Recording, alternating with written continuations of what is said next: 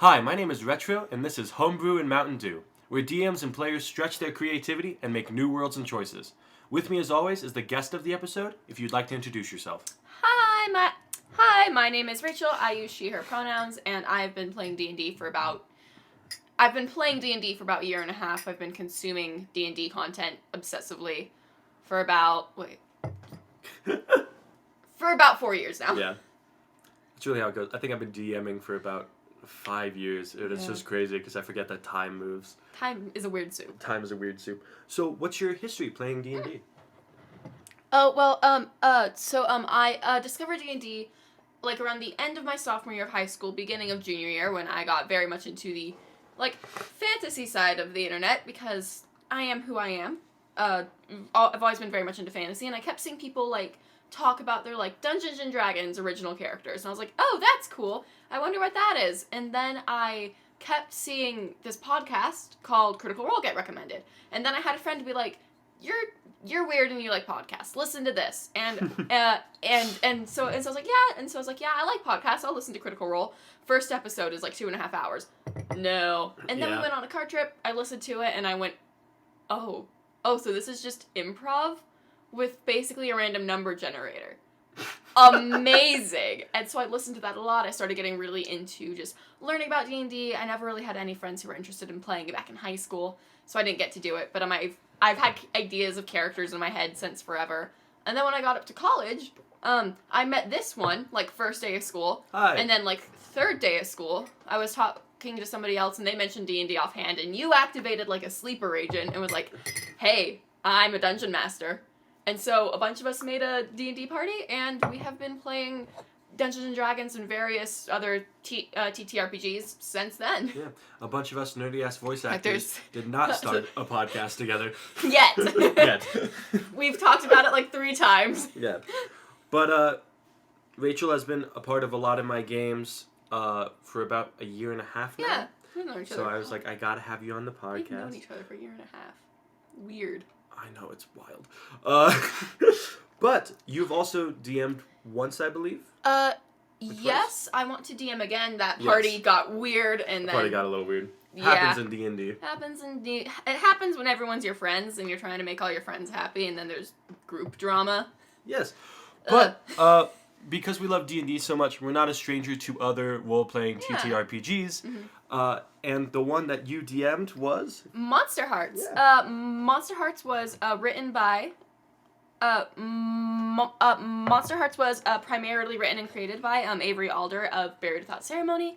They have a lot of other amazing, coming-of-age style TTRPGs. A lot of them are based in, apocalyptic settings. Monster Hearts for, apocalyptic settings, kind of end of the world. I think there's one set in hell. There's one that's, meant to be structured like a radio play. But something that drew me to Monster Hearts was the fact that it is basically getting to be crazy weird, monsters in, essentially being crazy weird monsters in, a high school setting. And so it is all of the fun of, stupid, crazy, high school movies and TV shows, like Mean Girls, a little bit of, Riverdale, stuff like that, but written to actually handle a lot of really deep topics a lot of really deep themes at the end of the day. Stuff like feeling alienated from your peers, stuff like finding a community, finding yourself, and so I just really love it from a storytelling perspective, and also as a first-time DM, it was nice because there's not that much combat, and so I'm not trying to manage 5 different foes and what my players are doing. It is mostly a roleplay based gaming system, which is nice for first-time DMs. I recommend it. Yeah, and being a podcast about world building specifically, not as much just D&D, I thought it'd be fun if we tackled making a crazy setting in the world of Monster Hearts. Because Monster Hearts typically lends itself to a high school or a college. Yeah, typically lends itself to small town drama with a very small, tight-knit community. Yeah, but it's a TTRPG. Yeah. And the point of all these games is to be creative and have fun. And so in search of this creativity, I figured we'd do the random dice spin for genre and mix it into the setting of Monster Hearts. Yeah. And as we go, we'll probably explain a bit more rules of Monster Hearts 100%. as we go throughout. But Can you tell me? Character creation. It's Tell weird. me about the dice you selected to roll. The dice I selected to roll is the first pair of dice I ever bought myself. It is a dark teal and bronze metal die. I originally bought it because it reminded me of my very first D&D character, a cleric named Niev. And I have just ended up really liking it. It has a good weight. It sometimes treats me well, sometimes treats me terribly. We shall see what it wants to today. It'll probably teach me well since this is not potentially going to kill my character or my character's friends. Niev only died 3 times? 3 times, 2 of which were because of her friend. The other one was because of a dance battle. That's what we love to hear. The best friendship is just people dying. I love Taryn, and he got mind-controlled way too many times. That's how it goes. Niev ended up being a god. So that's always fun as a DM. The character who wanted power and godhood least became a deity. So which is how it should be. But I have 20 settings set up. About like 1 or 2 words of an idea, and we'll once we have that, we'll expound on it and come up with a world together. So if you want to, this is the roll of the episode. All right. I rolled an 18. 18. That puts us in a cyberpunk setting with Monster Hearts. Amazing. Beautiful. So I think you're actually more of an expert of cyberpunk than I am. I'm way more into solar punk when it comes to the punk genres, but I definitely do enjoy cyberpunk. You can take a little bit of elements I think we're heading towards cyberpunk a little bit. A little bit. We are ignoring the Detroit Become Human-esque robots that Tesla's making. It's scary. It's why weird. Anyway, so AI DMs are gonna be the death of me. Oh, there's already a couple websites that I've seen advertised on my FYP for that, and I'm like, no, go away, no. But I think that, in a weird way, cyberpunk does lend itself to Monster Hearts. Very well. In the sense of, it's a lot of making connections. Mm-hmm. Because cyberpunk worlds are typically very, political and capitalist. No. Factions are huge. Community is usually huge. And also using the resources around you and the skills you have to kind of convince people to help you out I see a lot in a lot of cyberpunk media. Mm-hmm. And that is what Monster Hearts is all about. There is this game mechanic called strings, where basically if you interact with a person, you can basically gain a little bit of just influence and sway and control over that person, which would lend itself very well to something very cyberpunk and very politically and socially charged. So capitalism is all about those strings. Capitalism is all about every time you do a favor or you get debt to another character, they gain a string on you. Yep. I think probably the funniest way, in my opinion, to gain strings on someone in Monster Hearts is by using something called your sex move, which is when you have sex with another character, a player, or an NPC. You basically gain a string on them and have a little bit of influence over them. In the one session I ran with this group, it hadn't been used, but there's a good chance it probably would have been. It probably would have. Probably by you, because you made a queen bee, basically. Yeah. Fade to blacks. Fade to blacks. So that would have happened. But yeah, what's a ridiculous number we set the year at? I feel like every cyberpunk is in the year. I honestly think 5052 is a fun year. And then what's the era? 5052, we need weird letters. 5052, PM, post Mars, which is basically when half of the human population was sent up to Mars. We can all guess which class of human was sent up to Mars, and so basically Earth has been left for normal people to clean up a little bit, a la WALL-E. That's if wonderful. That makes sense. And so essentially, when everybody who was very high class or had connections with the high class got sent off to Mars because the Earth's dying, everybody left here went, welp, let's make this as best we can, I guess. Pollution subplot's wonderful. Pollution subplot, people developing new technology, which never goes wrong. Technological advancements are never harmful to people. Especially in D&D. Especially in D&D, especially in cyberpunk. Technology never turns evil or against you, totally. 5052, post-Mars. Exactly. Yeah, no. So I think that's definitely kind of like the history of the world, stuff that the characters would be learning about or have already learned about, depending on their age and their experience. So we're setting it on Earth, is what I'm gathering. Yes, we're setting it on. We're setting it on mildly post-apocalyptic, very technology-ran Earth. Do we want to change the name of Earth? If we're doing a future thing, like it's heavily polluted, it's like Homebase. Yes, yes.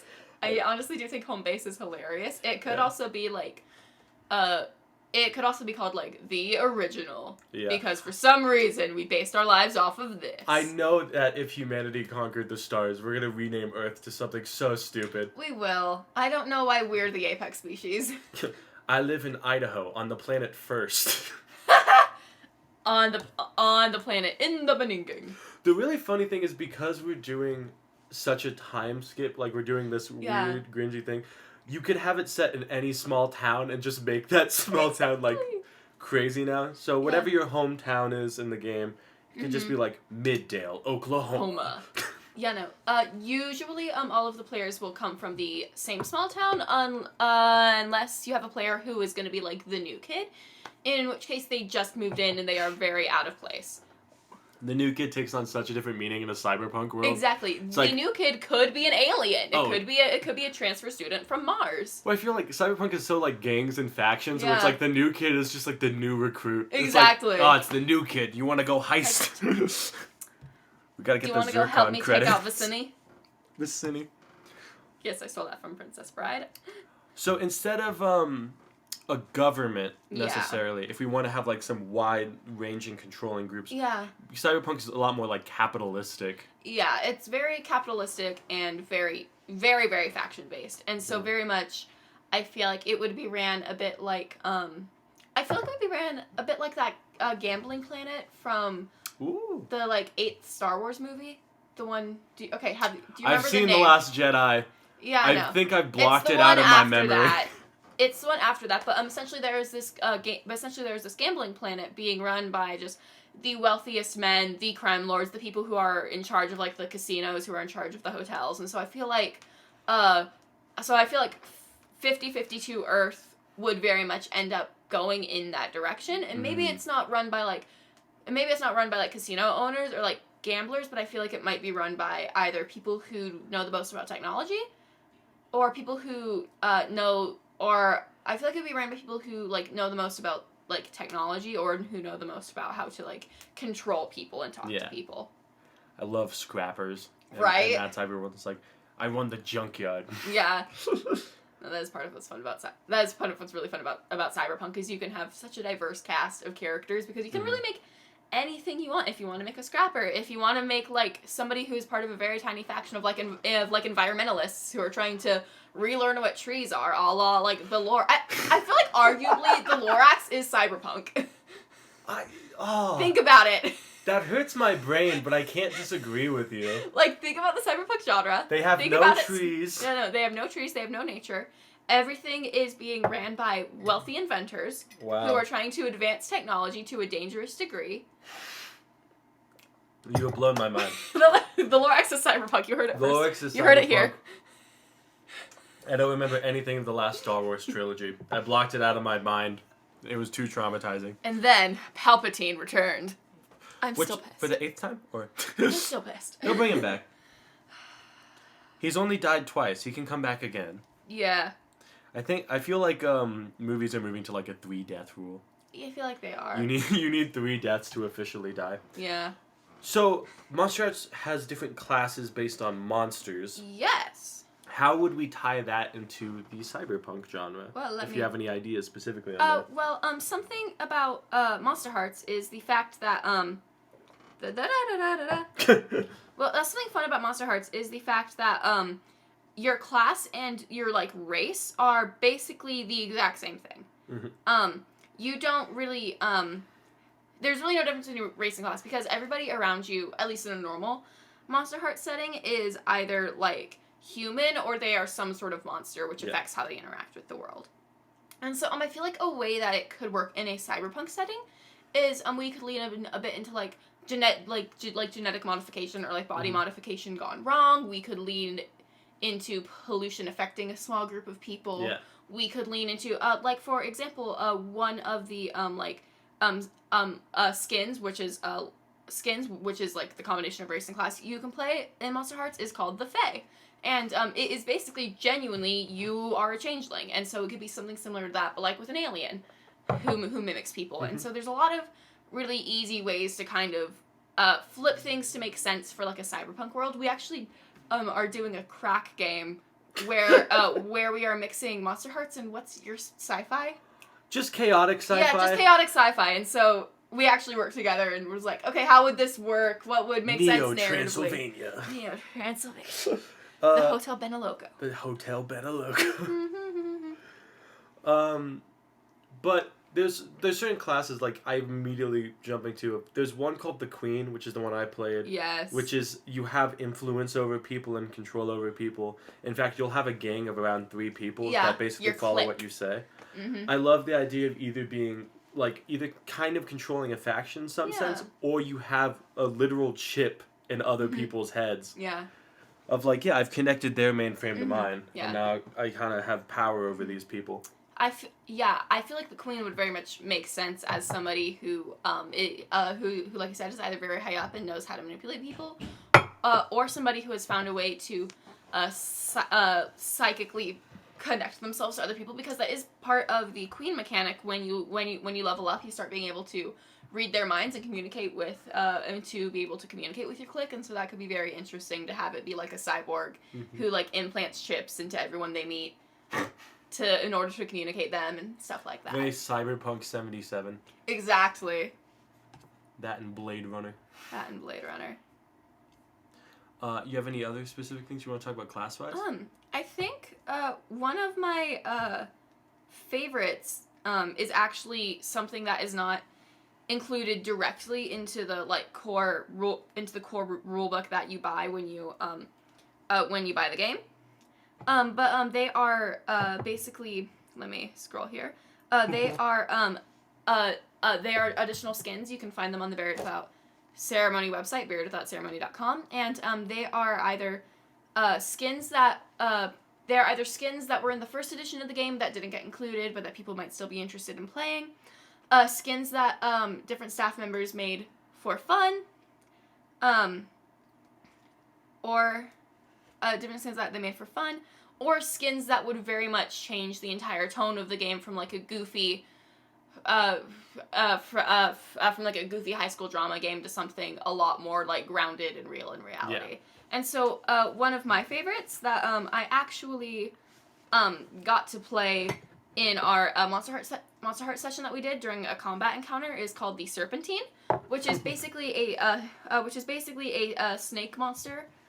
Which is basically a snake monster person who comes from a family that used to hold like dominion over the earth, but gradually as faith in them has decreased, they have slowly become more and more normal. But they still are very good at keeping secrets. They're good at manipulating people, and they are very good at hurting people, which is why I put them into my combat scenario. It's very cyberpunk. Very cyberpunk. The Serpentine would be very fun to play in a cyberpunk setting, or be very fun to play, or be very fun as a DM to have be like opposition, someone that you're going against. My dad's the mayor, so you would be Serpentine in that case. I feel like if your parent were to be like the mayor, were to be in charge, you would fall more into like the Queen or the Serpentine, or maybe like the Disciple.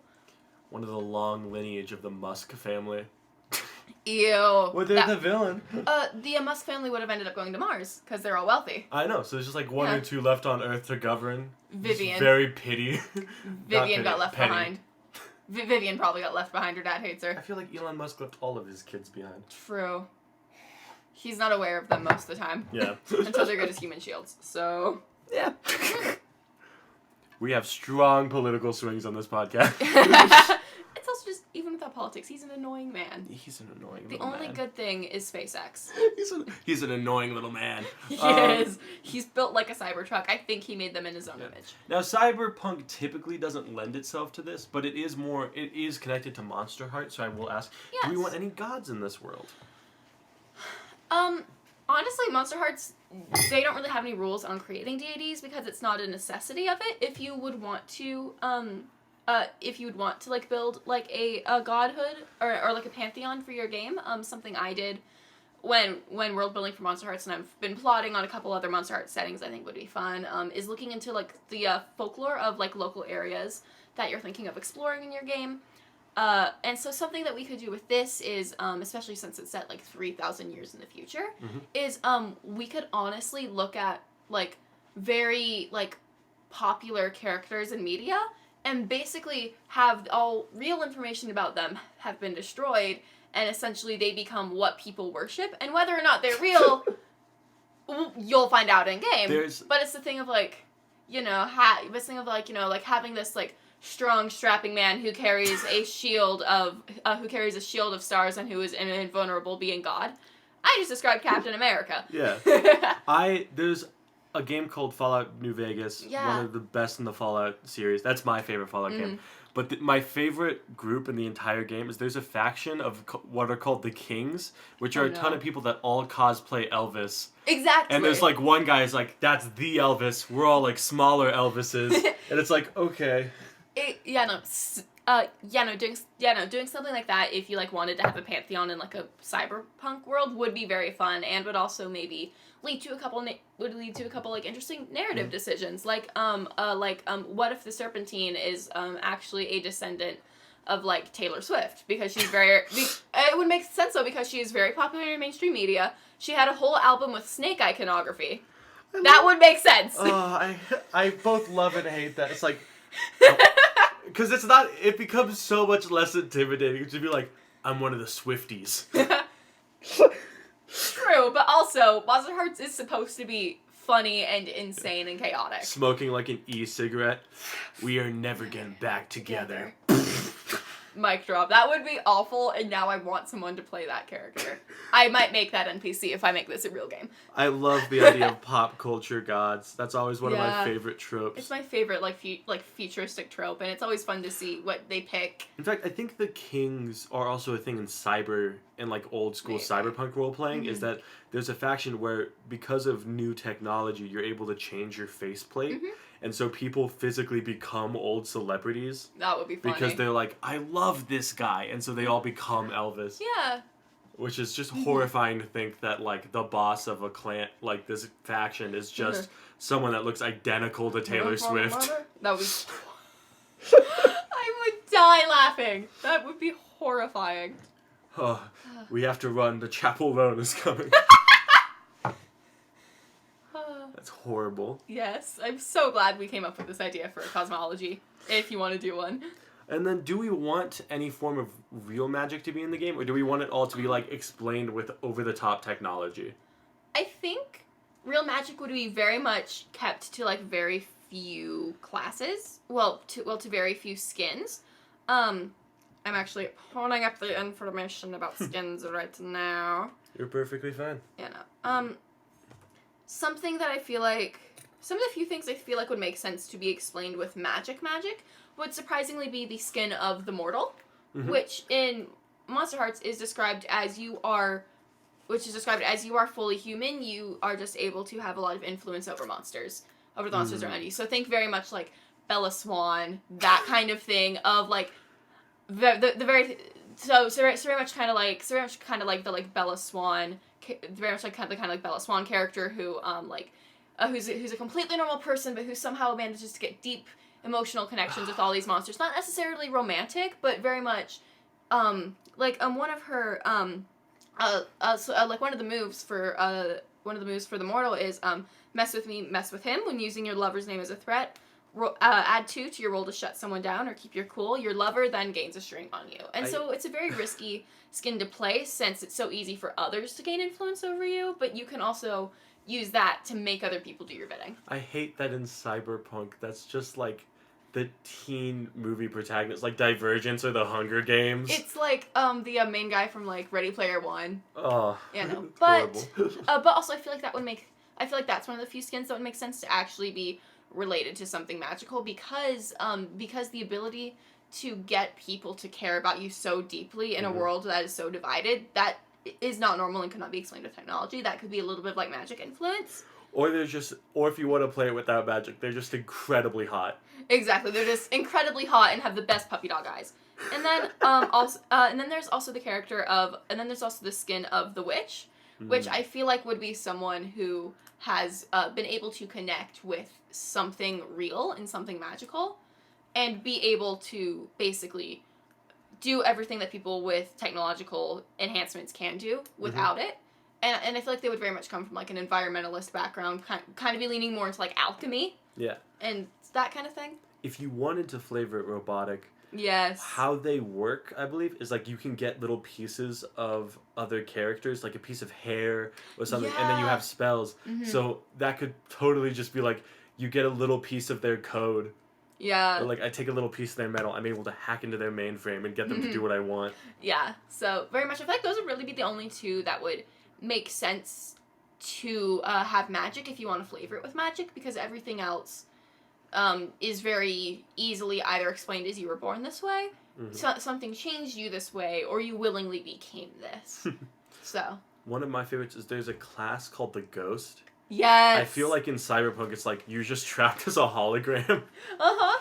It's like, this is my buddy Mike. We downloaded his consciousness years ago. Yeah. You know, he's stuck here. And I actually had I think 2 ghost NPCs that I was excited to get to play, but then the game fell apart. So I'm kind of thinking of revamping it, maybe having you guys make new characters, maybe not. And we'll see what other setting it is. You know, I also have a Monster Hearts game I want to run with a different group that would be set in a all-girls Catholic school in the middle of nowhere, Appalachia. Because the amount of horrifying folklore that comes from that area, the amount of horrifying folklore that you could play into, the fact that the South, but especially the Appalachian regions, are such tiny, close-knit communities, you need to keep you being different a secret.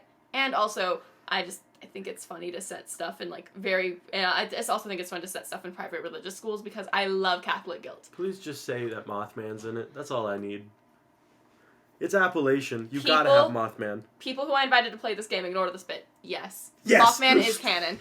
Mothman is the most important of any character ever. Yeah. If anyone who's going to be in that game listens to this, please ignore that last section. You don't know that.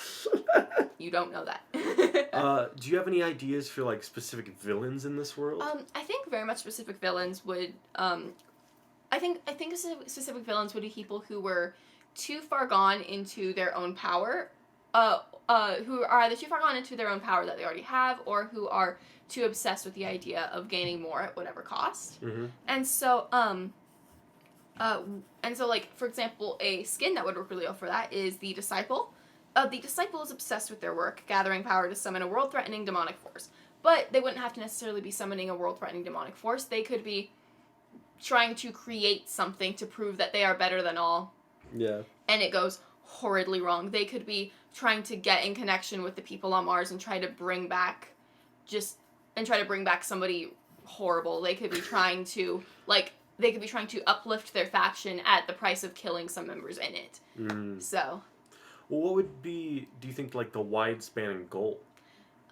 For the villain or for the players? The players. I feel like well, personally, in a game I would run, because, in a game that I would personally run, I feel like a widespread goal for the players would be to, stop the, I feel like a widespread goal for, like, my players in a game I would run would be to, stop the harmful technological advancements and slowly bring people back to being able to actually provide for themselves, to stop breaking everything the second it becomes not useful. This is very much getting into turning something from cyberpunk to solarpunk, which is where you rely on each other as a community.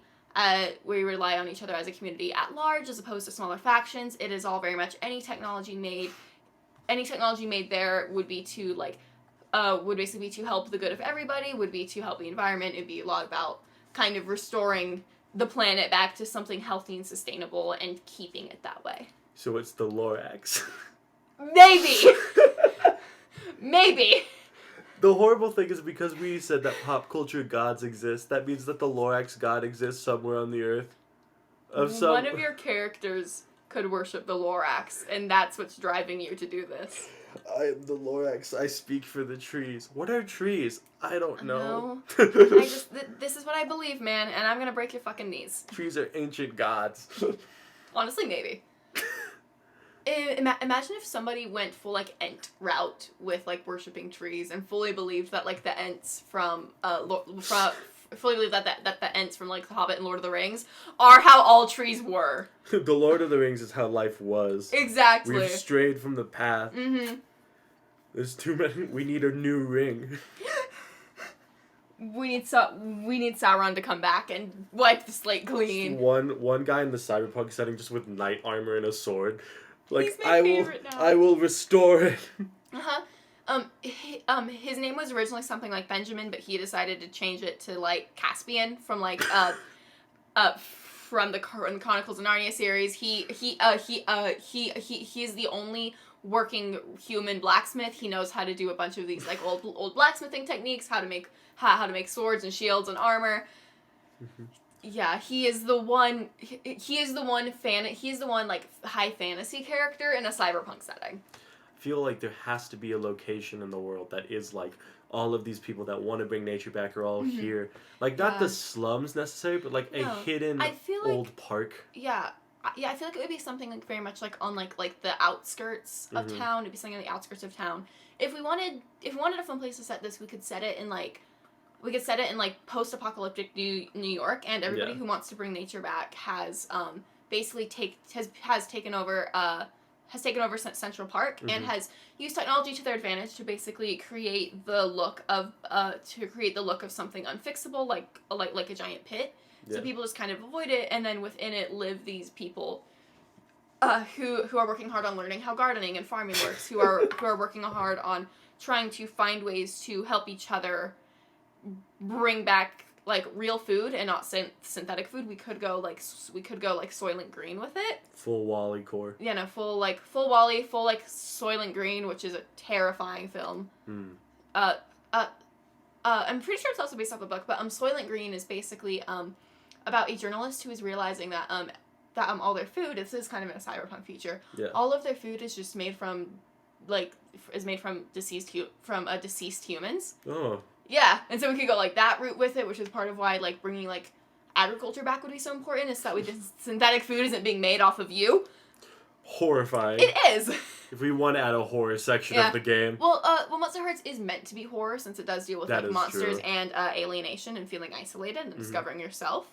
And so there definitely would be like horror elements within like how things are ran, within like you don't know what you eat, you don't know what your clothes are made out of, you don't really know how you're getting like the sustenance you need, you just know that it's being fed to you and it's delivered and you accept it because otherwise you'll starve. We definitely need like a by and large of the world. We do. Of just some dumb corporate name. Mm-hmm.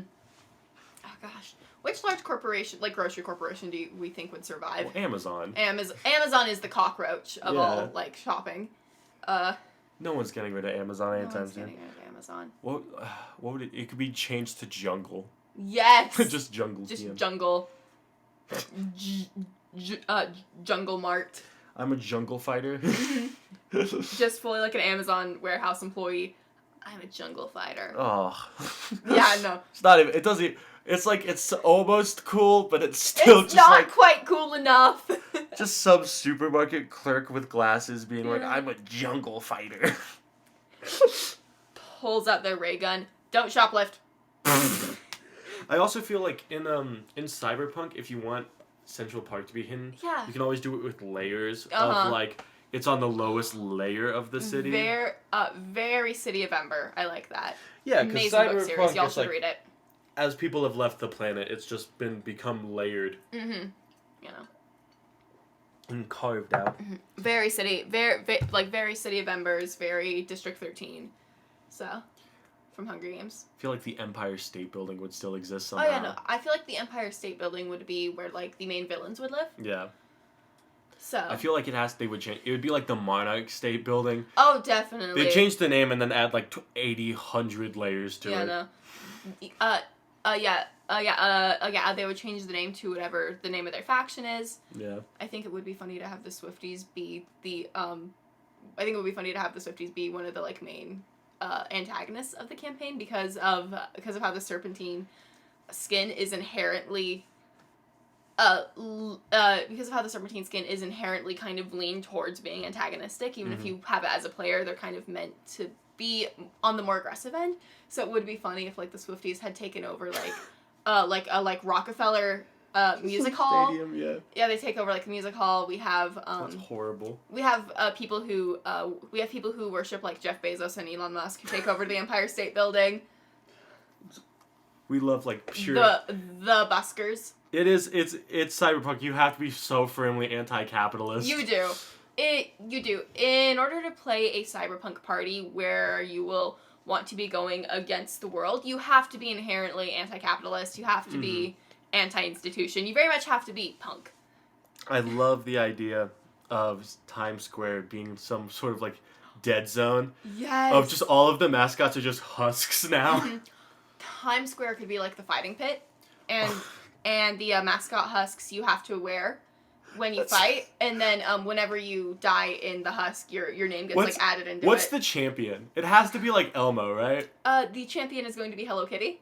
And that is because when I went to New York, I had a lady dressed up in a Hello Kitty costume grab me to try to force me to get a picture with her, which was not fun. So now I don't like Hello Kitty mascots. I feel like they definitely are the most. Hello Kitty has to be the most horrifying one. Oh, definitely. And then Deadpool is always like one of the best people, even if they die, because I had an amazing experience with a guy dressed up as Deadpool in New York. He was so respectful. The other classics is like Elmo and Optimus Prime. Elmo, 100%. Optimus, Bumblebee.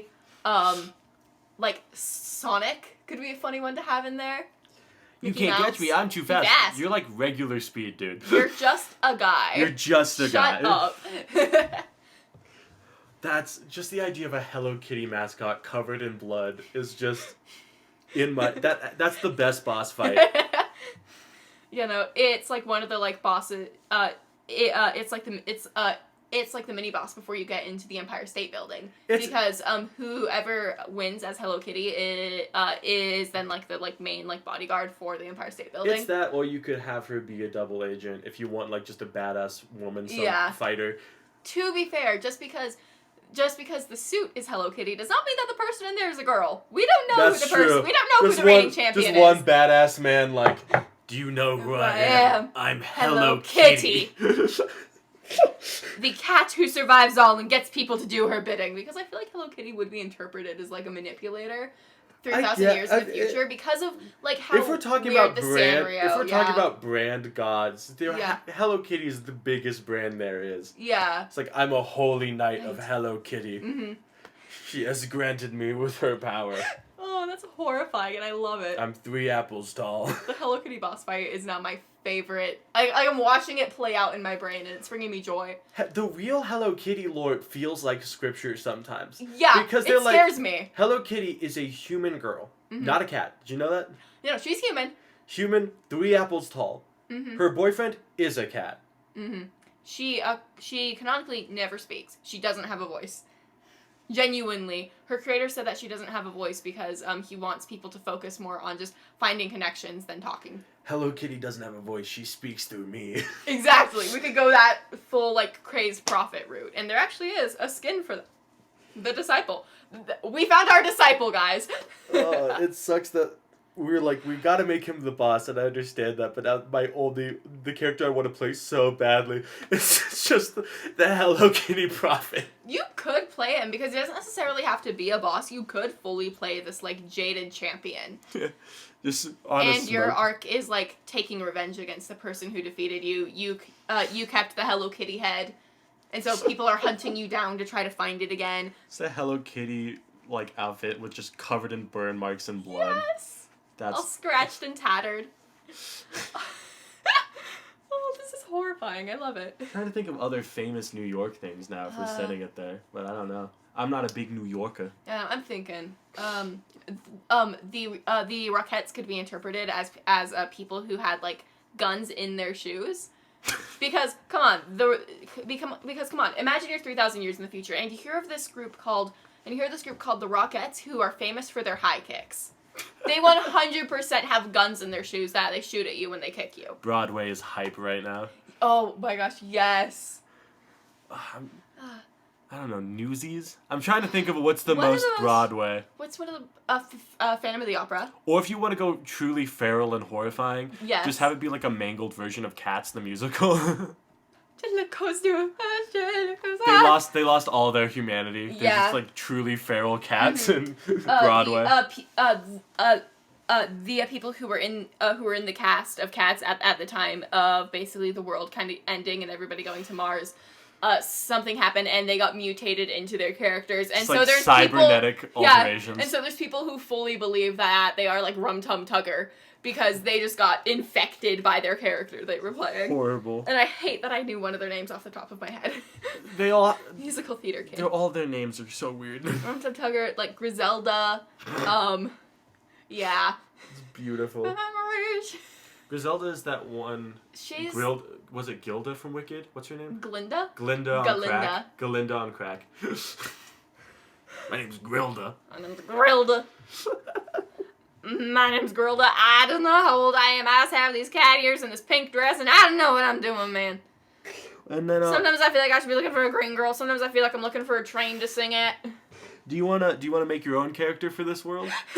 If I were to play somebody in this world. Yeah, like what class would you want to play?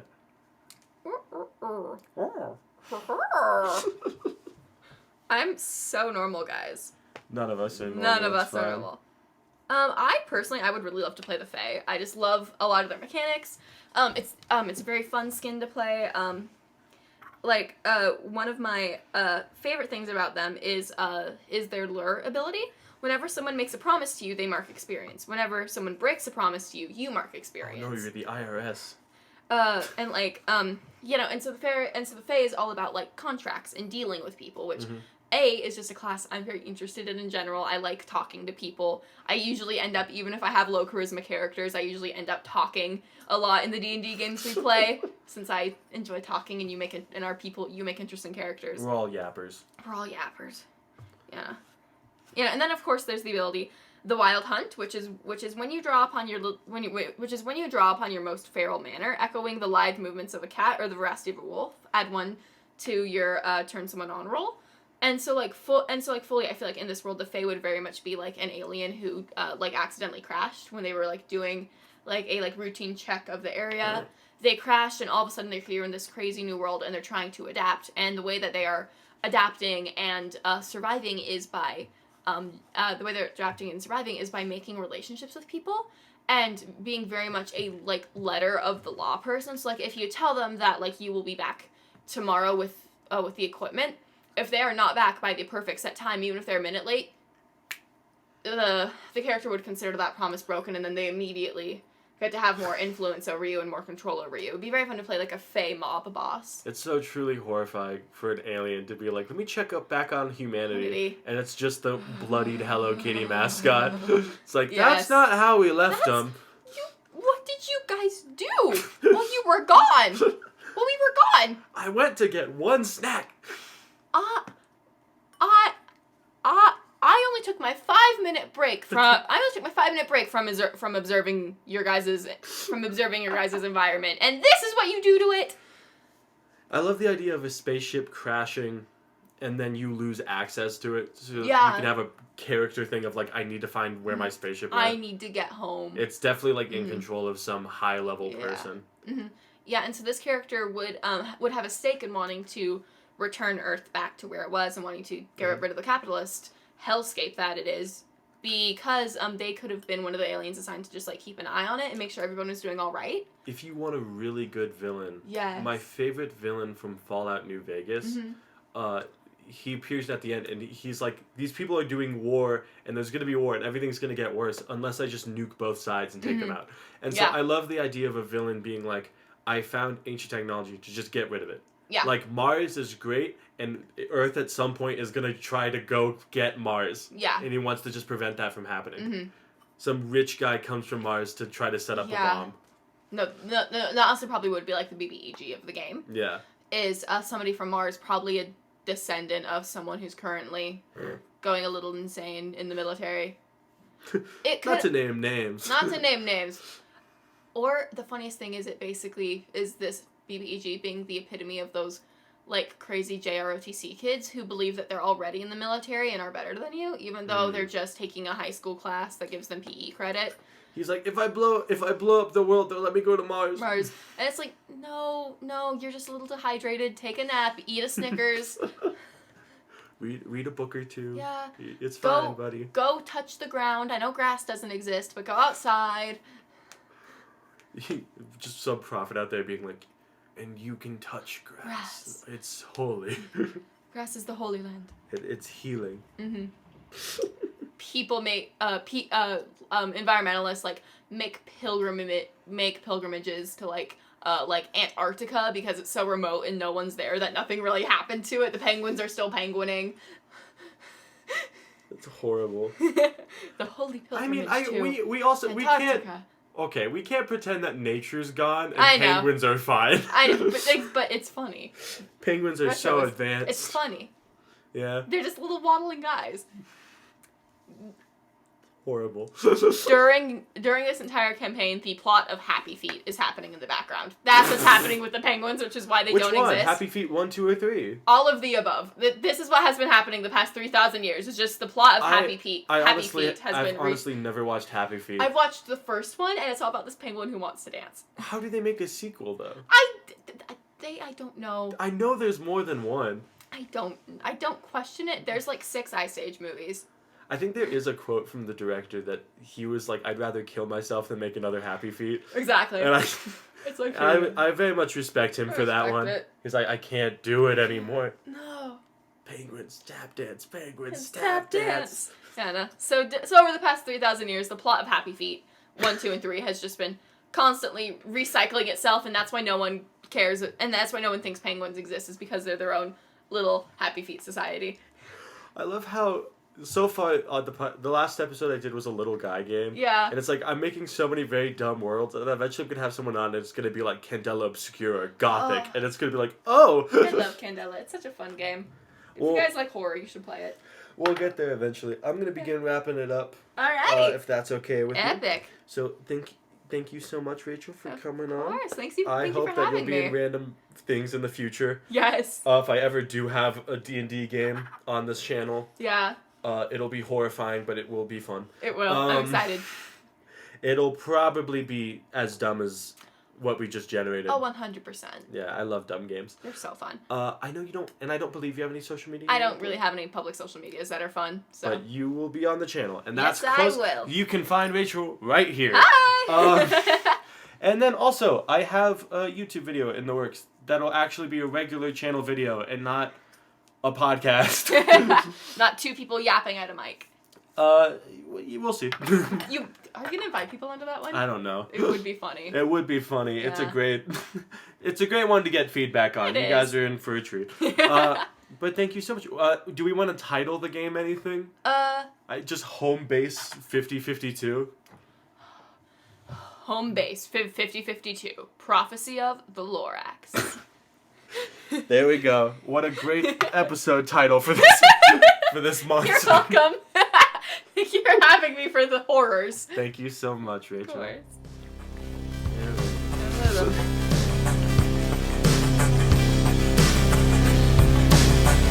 As some bonus content, I left the room for a minute, and Rachel just sat there singing while waiting for me. So, here's that. Well, he's gone.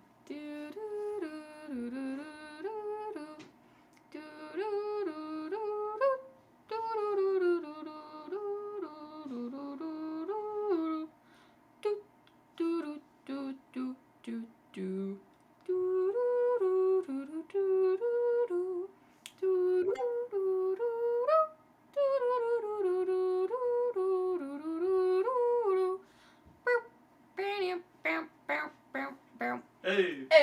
Hey!